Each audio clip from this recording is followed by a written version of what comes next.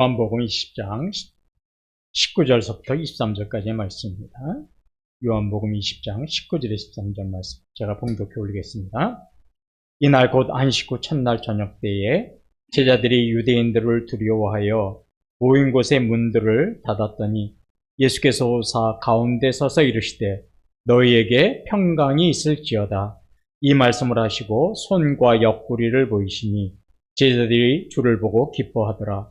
예수께서 또 이르시되 너희에게 평강이 있을지어다. 아버지께서 나를 보내신 것 같이 나도 너희를 보내노라. 이 말씀을 하시고 그들을 향하사 숨을 내쉬며 이르시되 성령을 받으라. 너희가 누구의 죄든지 사하면 사하여질 것이요 누구의 죄든지 그대로 두면 그대로 있으리라 하시니라. 아멘. 평강, 편안. 오늘 찬양대가 연습한 것처럼 그런 평안을 드리려고 하는 샬롬, 그러면 당신에게 평안이 있기를 원합니다. 이런 인사말이에요. 참 좋은 인사말입니다. 그런데 세계 어느 나라를 가보더라도 인사할 때는요, 거의 진심으로 인사하는 사람은 없는 것 같아요. 그냥 형식적으로, 형식적인 인사치레로 인사하는 것 같아요. 안녕하세요? 반갑습니다. 잘 지내시죠? 진심으로 뭐 잘 지내는지 안 지내는지 궁금하지도 않으면서 그렇게 인사를 해요. 근데 오늘 본문을 보니까 이 부활하신 예수님도 제자들에게 두 번씩이나 뭐라고 인사를 하셨냐면 너희에게 평강이 있을지어다. 너희에게 평강이 있을지어다. 이렇게 인사를 하셨어요. 그러니까 유대인의 말로 그냥 제자들한테 뭐라고 이야기한 거냐면 샬롬 이렇게 인사하신 거예요. 그런데 이 예수님의 인사는 이 형식적인 인사가 아니라 정말로 예수님의 진심이 담겨있는 그 아주 깊은 뜻이 담겨져 있는 그런 샬롬이라는 인사였습니다. 왜 그러면 예수님은 제자들에게 샬롬이라고 인사를 했을까? 그 배경을 한번 생각해 보면 이렇죠. 이제 제자들은 예수님이 유대인들에게 붙잡혀서 십자가에 돌아가시자 굉장히 불안했습니다. 자신들도 언제 어디서 그 유대인들에 붙잡혀서 죽을지 굉장히 극도로 불안감 속에 살았어요. 그래서 혼자 집에서 지내려니까 너무 두려워요. 그러니까 어떻게 했냐면 우리 제자들끼리라도 같이 있으면 좀 마음이 편안해지겠지? 그러면서 그들이 한 사람 두 사람 어디로 모였냐면 평상시에 그들이 잘 모였던 데가 있었죠. 어딘가요? 마가의 다락방에 한 사람, 두 사람씩 이제 모여들었습니다. 자, 제자가 딱 들어왔는데 여러 명의 제자가 먼저 거기 있어요. 그러면 인사를 해야 되겠죠? 뭐라고 인사했겠어요? 샬롬. 당신에게 평안이 있기를. 그런데 그 인사를 받은 사람은 지금 어때요? 거의 평안이 없어요. 평안이 없어요. 이게 바로 형식 인사법처럼 된 거죠. 샬롬이라고 인사는 했지만 그들의 마음에 평안이 없었다는 것을 잘 알 수 있는 성경 구절이 바로 19절입니다. 이날 곧 안식 후 첫날 저녁 때에 제자들이 유대인들을 두려워하여 모인 곳의 문들을 닫았더니 예수께서 오사 가운데에 서서 이르시되 너희에게 평강이 있을지어다. 예, 제자들은 이 유대인들한테 붙잡힐 것이 두려워가지고요. 문을 2중 3중으로 막 다 잠가놓은 거예요. 막 빗장도 걸고 다 해가지고 밖에서 못 들어오도록. 이게 얼마나 극도로 불안한지를 보여주는 거죠. 왜 이때가 언제였냐면 예수님이 십자가에서 돌아가시고 부활하신 날입니다. 그러니까 금요일날 십자가에서 돌아가셨으니까 3일 후에 살아나셨단 말이에요. 그러니까는 안식일 다음 날. 지금으로 말하면 주일이죠. 이제 오늘 이 사건이 벌어진 배경은 주일날, 예수님이 부활하신 날 저녁이 배경이에요. 근데 이 날은요, 이 주일날은 제자들에게 정말로 정신이 없었던 하루였습니다. 아침에 이 마가의 다락방부터 모여 있는데 갑자기 무덤에 갔던 막달라 마리아가 막 울면서 들어와요. 왜 그래? 그랬더니 예수님의 시체가 없어졌어요. 예수님의 시체가 없어졌어요. 그 얘기를 듣고 베드로와 요한이 막 쏜살같이 달려갔죠. 그리고 돌아와서 하는 말이 막달라 마리아를 맞아요. 예수님의 시체가 없어졌어요. 너무나 황당해요, 제자들이. 그런데 또 잠시 후에 있으니까 여성들이 막 뛰어들어와요. 그래서 뭐라 그러냐면 예수님이 부활하셨어요. 예수님이 부활하셨어요. 막 극도로 제자들은 불안하고 두려운데 막 이런 황당한 이야기, 정신없는 이야기에 제자들은 점점 더 불안하고 두려움이 극도로 달하기 시작했습니다. 그런 제자들 앞에 그날 저녁에 부활하신 예수님이 나타나셨어요. 아무도 문을 열어준 적이 없는데 예수님이 들어오셔서 제자들 앞에 서 있어요. 왜 그랬는가? 나중에 성경이 이야기하기를 부활하신 예수님은 시간과 공간을 초월해서 다니실 수 있는 분이기 때문에 문을 잠가놨어도 이 문을 통과하셔서 들어오실 수 있었던 거죠. 자, 아무도 문을 열어주지도 않았는데 웬 이상한 사람이 자기들 앞에 딱 서 있습니다. 그것을 보고 그들은 어떻게 생각했을까요? 누가복음 24장 37절을 보십시오. 그들이 놀라고 무서워하여 그 보는 것을 영으로 생각하는지라. 예, 그들이 보는 것을 뭘로 생각했다고요? 이건 거짓말이에요. 성경 잘못습니다. 뭘로 생각했어요? 그렇죠. 귀신으로 생각해요. 귀신이라고 쓸 수 없으니까 뭐라고 쓴 거예요? 영. 딱 보자마자 댓글. 이런 거. 귀신이죠. 이게 성경은 좀 그렇게 쓰기가 과하니까 뭐예요? 내 영으로 했어요. 깜짝 놀라 벌벌벌 떠는 거예요.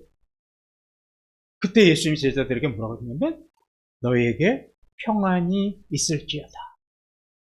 이렇게 말씀하시거든요. 못 박힌 손, 창으로 찔린 허리를 그들에게 직접 그 상처를 보여주셨어요.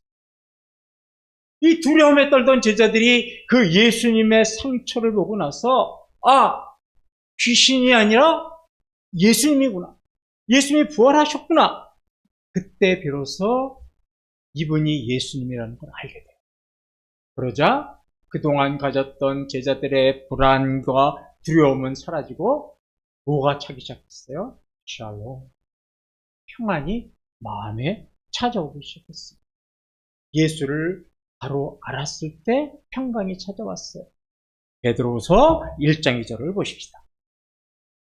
하나님과 우리 주 예수를 알므로 은혜와 평강이 너희에게 더욱 많을지어다.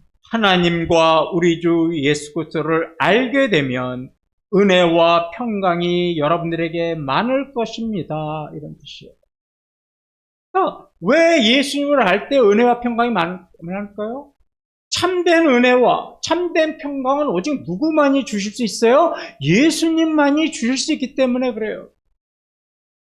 죽음의 권세를 깨뜨리고 부활하신 예수님을 알면 어떤 상황에서도 은혜와 평강을 누릴 수 있어요.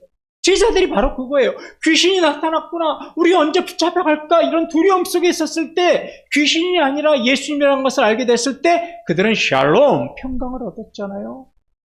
그래서요, 여러분 두려우세요? 불안하세요? 세상 사는 것이 걱정되세요? 집안일이 항상 근심이 떠나지 않으세요? 해결할 수 있는 방법이 있어요. 하나님과 예수 그리스도를 알아가세요.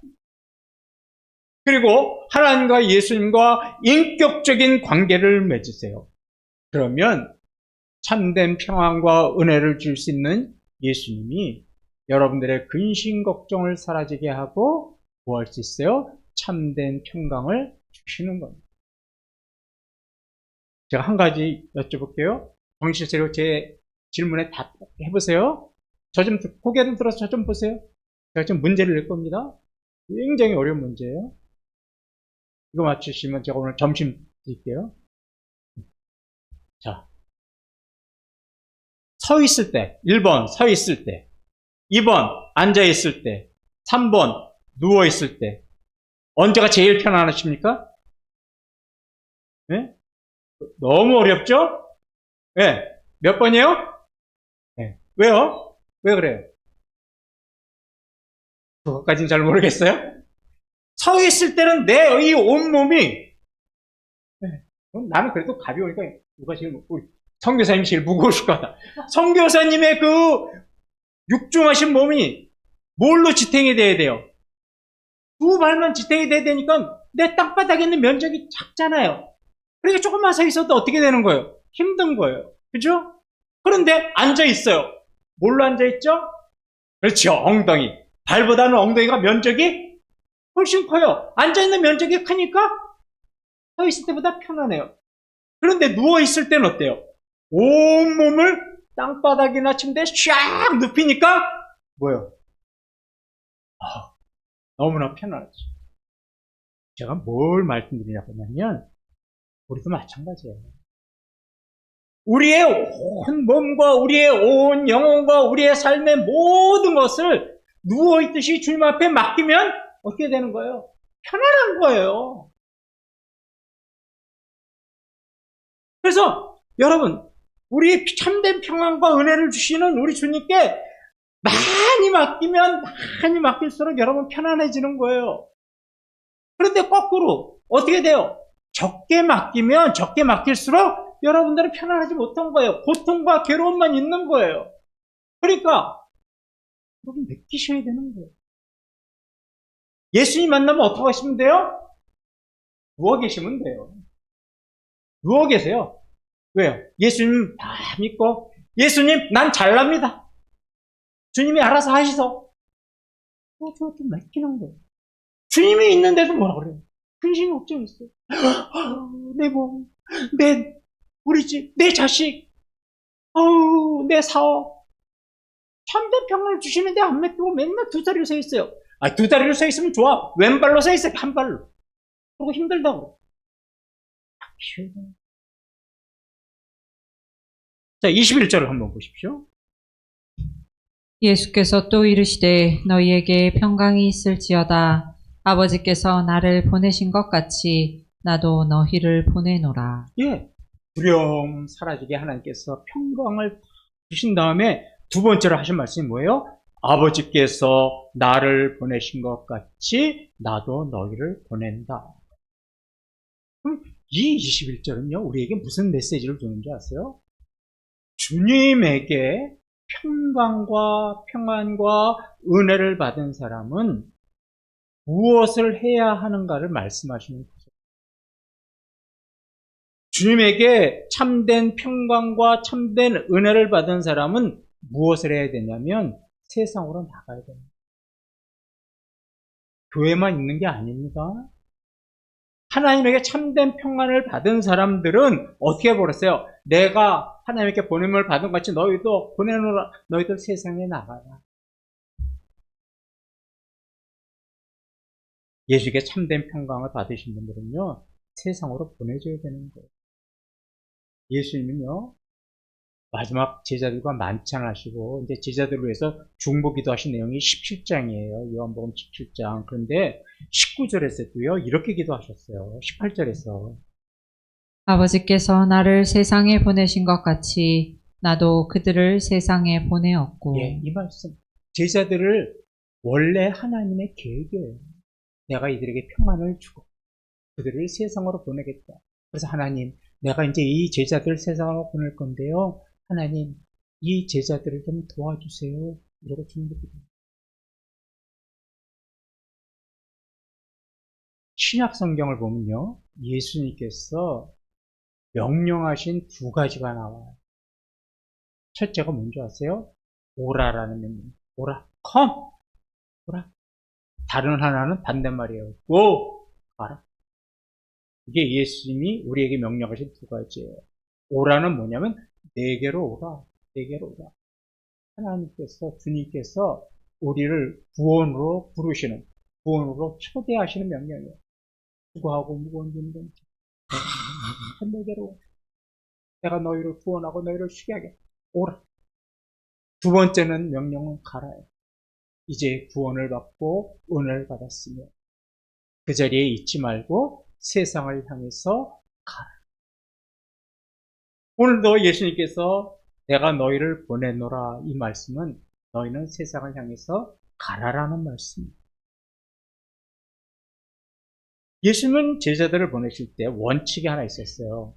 그게 뭐냐면 아버지께서 예수님을 보내듯이 예수님도 제자들을 그렇게 보내신다는 거예요. 예수님은요, 본인이 스스로 원해서 이 땅에 오신 분이 아닙니다. 하나님께서 보내셨신 거예요. 그러니까 예수님은 하나님으로부터 이 땅에 보냄을 받은 선교사예요. 선교사. 그러니까 예수님은요, 메시아로 오셨다는 말은 좀 더 쉽게 표현한다면 선교사로 오신 분. 그리고 이제 선교사로 오신 예수님이 또 어떠는 거예요? 제자들을 다시 선교사로 보내시는 거예요. 이게 순기능이에요. 이게 계속해서 이루어져야 하나님 나라가 확장이 되는 거예요. 그런데요, 예수님은 제자들을 보낼 때 혼자 보내지 않으셨어요. 22절을 한번 보시겠습니까? 이 말씀을 하시고 그들을 향하여 숨을 내쉬며 이르시되 성령을 받으라. 예. 그냥 보내지 않고 누구를 함께 보내셨냐면 성령님, 보혜사 성령님을 함께 보내기로 하셨어요. 왜 보혜사 성령님을 함께 보내기로 하셨을까요?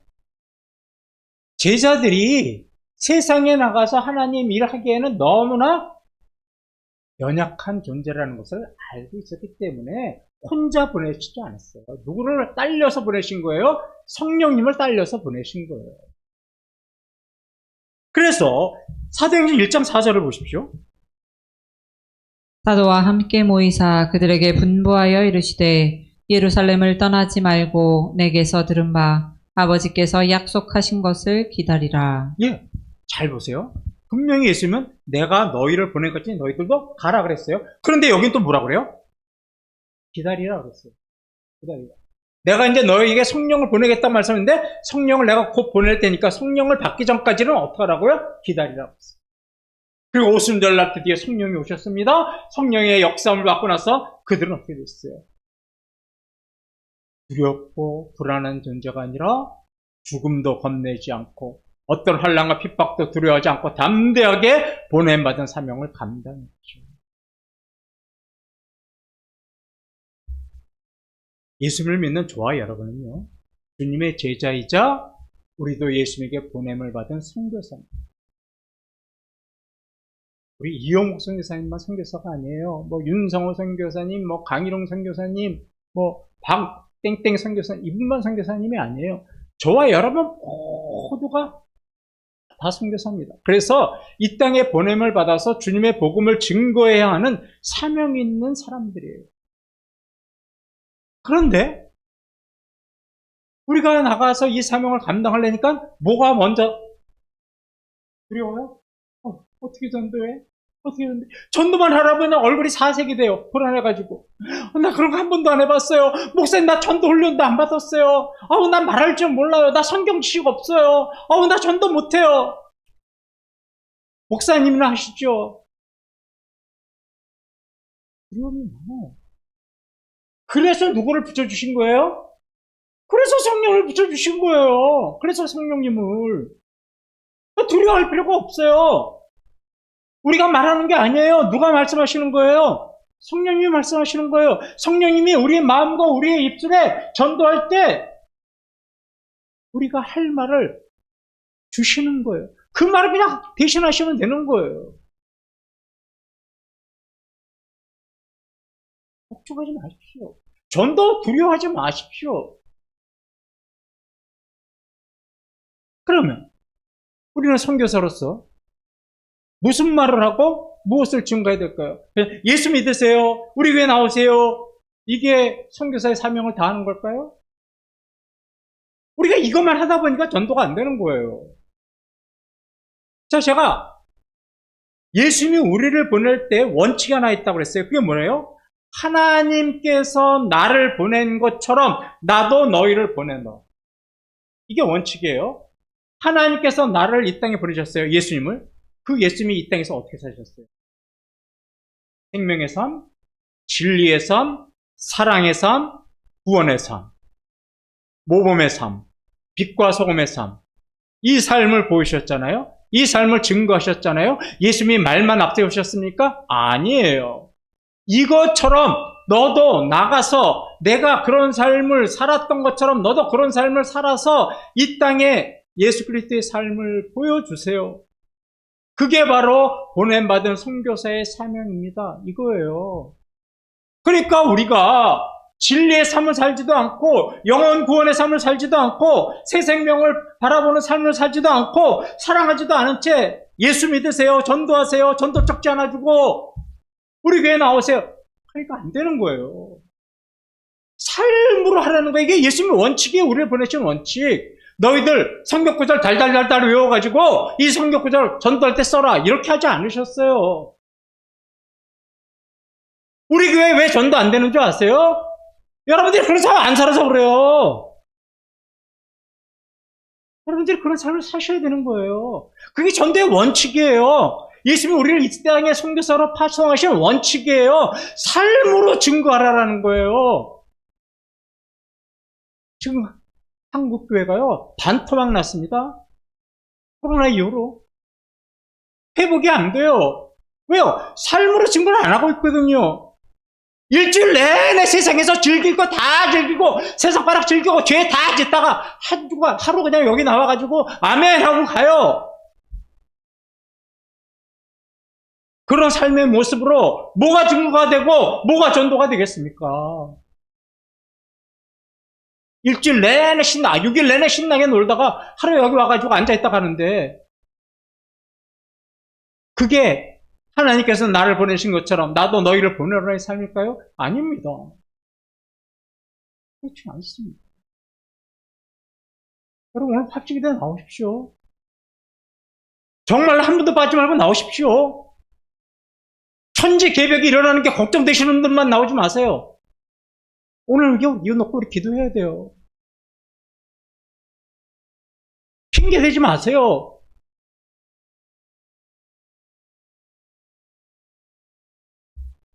그럴 때요. 여러분 어떤 일이 일어나는지 아세요? 23절 보세요.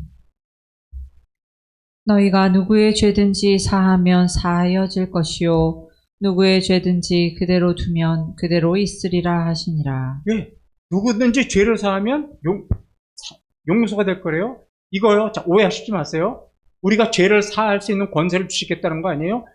우리의 모든 죄, 인간의 죄를 용서하실 분은 예수 그리스도밖에 없어요. 이게 무슨 말이냐면 너희가 세상에서 죄인들을 전도해서 내 앞으로 데리고 오면 내가 그들의 죄를 용서해 주겠다 이런 뜻이에요. 우리에게 뭐 죄사함에 있는 권세가 아닙니다. 여러분들의 자녀가 세상 속에서 살아요? 여러분들의 친척과 딸들이 세상 속에 살아요? 아직까지도 믿지 않고 세상의 쾌락 속에 살아요? 그들을 여러분의 삶으로 증거해서 예수님 앞에 데리고 나오면 그들이 삶 속에서 살았던 모든 죄와 헐물들을 예수 그리스도께서 용서해 주시겠다는 거예요. 그래서 전도라는 거예요. 동영상 준비 좀 해보세요. 필리핀에 아주 가난한 동네가 있는데요. 이름이 재밌어요. 뿔로예요. 뿔로. 워낙 가난한 동네. 그런데 이 동네에 김성재 선교사님이 복음을 받고 여러분 뭘 느끼세요? 교회 건물이 없어요. 찢어진 천막을 가지고 겨우 해와 비를 가리고 있습니다. 그런데 이 애들이 지금 무슨 찬양을 하냐면 주 품에 안으소서 이 찬양을 부르는데 거의 아이들이 다 울어요 지금. 찬양에 감격이 되고 주님이 만져주시면 감격이 돼서 저 어린아이들이 보셨죠? 울면서 손을 들고 기도해요. 한 아이는 아마 목사님 사택인 것 같아요. 너무 일어서 있을 힘도 없고 약도 없고 그래서 누워서 그래도 조그만 소리로 찬양을 해요. 세상 어느 교회보다도 정말로 뜨겁게 찬양을 하고 있습니다. 저는 이 영상을 보면서 너무 마음이 찢어지는 것 같은 게 뭔지 아세요? 뭔지 아세요? 이 어린아이들이 우리 이태원 교회보다 더 뜨겁게 예배 드리는 것 같아서 제 마음이 찢어지고 마음이 너무 아팠어요. 예수님을 향한 간절함이 우리들보다 저들이 훨씬 더 많은 것 같아요. 우리는 조금만 아프면 교회 안 나오는데 그래도 함께 예배드리겠다고 저 어린 아이가 방 한 구석에 누워서 읊조리면서 주님의 나으소서 찬양을 해요. 언제 여러분 그런 찬양 한번 불러보셨어요? 우리 부끄러워할 줄 아셔야 돼요. 찬양하라 그러면 핸드폰 보고 눈 감고 있고 박수 치라 그러면 치지도 않고 왜 그럴까요? 찬양이 싫어서요? 아니에요. 주님을 향한 뜨거운 마음이 없어서 그래요. 간절한 마음이 없어서 그래요. 오늘 합심기도회 때 정말 저 우리 한번 찬양해 봤으면 좋겠어요. 눈물 한번 흘려가면서 저처럼 손 들고 주님 앞에 간절히 찬양 한번 해봤으면 좋겠어요. 저 아이들이요, 그냥 놔두면 마약을 하고 잘못된 길로 갈 아이들이에요. 그런데 그곳에 김성재라고 하는 주님의 부르심을 받고 보내심을 받은 그 선교사 한 명 때문에 아이들이 저렇게 변화됐어요.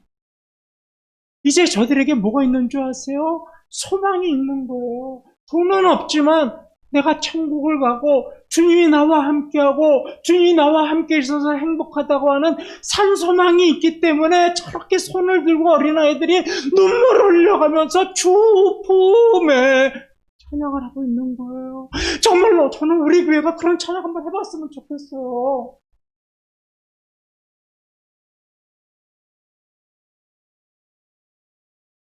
어떤 청년이요,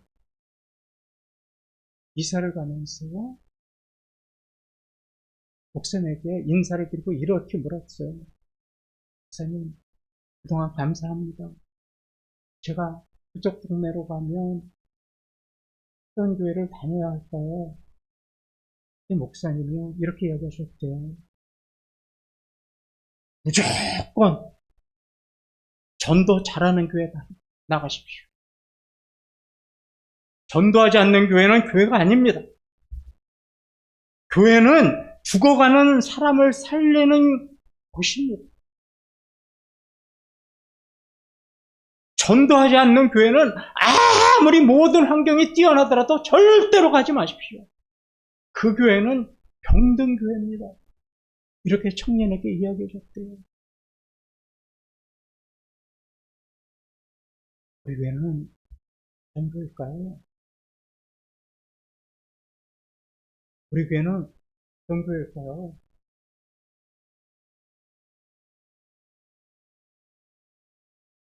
아니요. 아니요. 우리 교회가 은혜받은 사명을 쫙 감당하는 교회가 됐으면 좋겠어요. 죽은 영혼을 살리는 전도에 힘쓰는 교회가 되었으면 좋겠어요.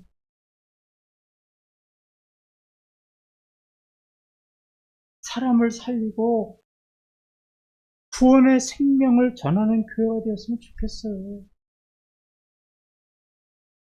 목사님, 전도하는 게 너무 행복해요라는 말을 듣는 교회가 됐으면 좋겠어요. 우리 교회가요, 병들고 죽어가는 교회가 아니라 보냄받은 사명을 잘 감당해서 건강한 교회가 됐으면 좋겠어요.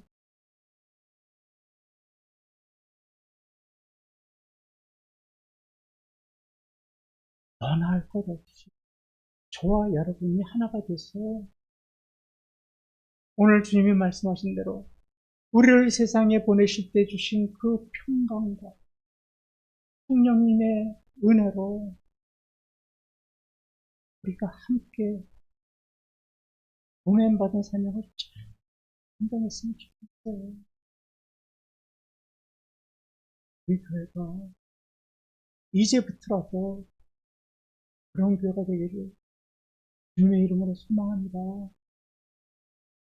다 같이 일어나서 찬양하십시다.